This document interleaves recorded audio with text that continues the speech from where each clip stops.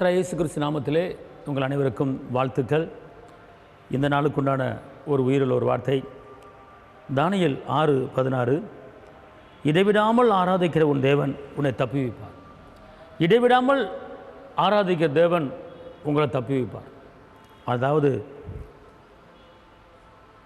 இன்றைக்கி பலவித போராட்டத்தில் மாட்டி பலவித சிக்கலில் மாட்டி நீங்கள் தவித்து கொண்டு இருக்கலாம். தப்பிவதற்கு வழியே தெரியலை என்று நீங்கள் கலங்கலாம். ஆனால் யாருக்கும் வரக்கூடாத ஒரு பெரிய போராட்டம் சாத்ராக், மேஷாக், ஆபேத்நேகோ வந்தது. அந்த ராஜா 7 மடங்கு அக்கினிச்சூளை அதிகமாக்கி அந்த 3 போடுவதற்கு ஆயத்தமாகும் போது, நீ இந்த சிலையை வணங்கினா உன்னை விட்டுருன்னு சொல்லும்போது அவர்கள் சொன்னார்கள், நாங்கள் ஆராதிக்கிற தேவன் எங்களை தப்பிவிக்க வல்லவராக இருக்கிறார். அல்லேலூயா. நீங்கள் உண்மையிலேயே இயேசுவை நீங்கள் ஆராதிக்கிற ஆளாக இருந்தீங்கன்னா, உண்மையிலேயே கர்த்தரை நீங்கள் மகிமைப்படுத்துகிற ஆளாக இருந்தீங்கன்னா, எல்லா பிரச்சனைக்கும் அவர் தப்பிவித்து உங்களை நடத்துவார்.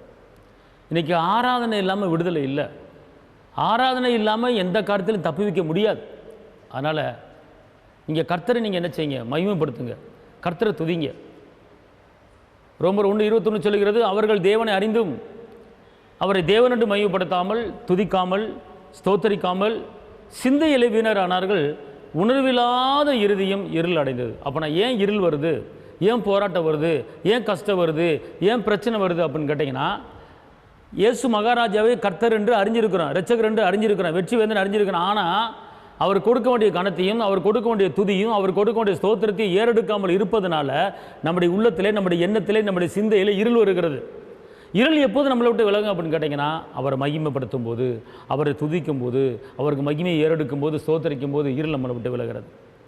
மாறாக பல இக்கட்டுகளை நம்மளை தப்பிப்பார். ஏங்க அவ்வளோ பேர் அக்கினி சூழலிலேருந்தே தப்பு வச்சாருன்னா நம்மளுக்கெல்லாம் சின்ன சின்ன பிரச்சனைகள் தான் இருக்குது. அது வந்து அவர் தப்பி வைக்க ரொம்ப வல்லவராக இருக்கிறார். அதனால் நீங்கள் ஒன்றும் கவலைப்படாதீங்க. உங்களுக்கு பிரச்சனை அதிகமாகிட்டே வருதா, நீங்கள் அதிகமாக துதியை ஏறெடுங்க. ஸ்தோத்திரத்தினாலே கிருபை பெருகும் பார்த்துக்கொள்ளுங்கள். அதனால் அதிகமாக ஸ்தோத்திரத்தை ஏறெடுங்க, அதிகமாக துதிங்க, அதிகமாக தேவனை மையப்படுத்துங்க. 1000 ஸ்தோத்திர பலி அடிக்கடி சொல்லிக்கிட்டே இருங்க. துதிப்பாடலில் பாடுங்க, ஆராதனை பாட்டை பாடுங்க.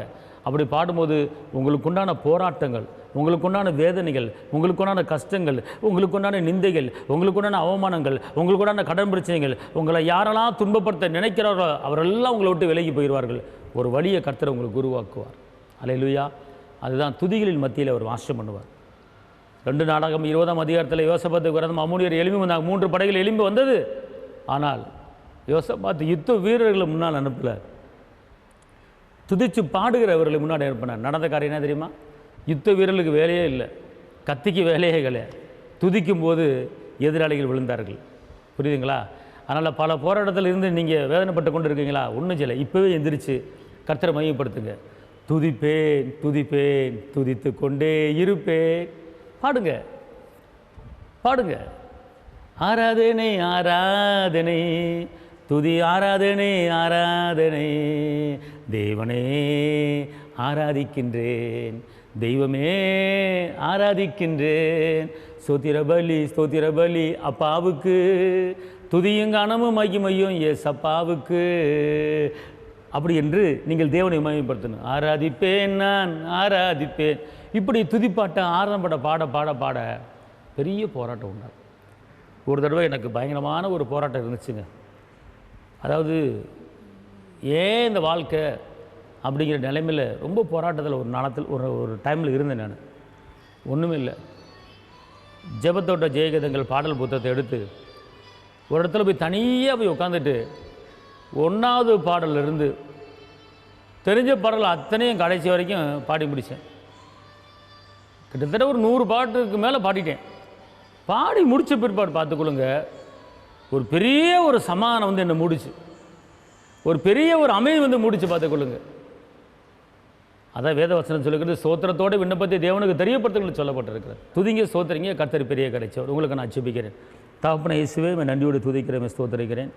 உன்னதரைமை துதிக்கிறேன், உயர்ந்தவரைமை துதிக்கிறேன், மாறாதவரைமை துதிக்கிறேன், அற்புத தேவனைமை துதிக்கிறேன், அதிசய தேவனைமை துதிக்கிறேன். கரம் பிடித்தவரே, இந்த வேளையில் நம்முடைய மகிமையின் கரம், நம்முடைய கிருபையின் கரம், பலத்தின் கரம் கூட இருக்கட்டும். ஆண்டவரே, இந்த வார்த்தையை கேட்ட ஒவ்வொரு தேவ பிள்ளைக்கு மேலே நம்முடைய மகிமை இறங்கட்டும். காத்துக்கொள்ளுங்க. இயேசுவின் நாமத்தில் பிதாவே, ஆமென். கர்த்தர் உங்களை ஆசீர்வதிப்பார். அல்லேலூயா.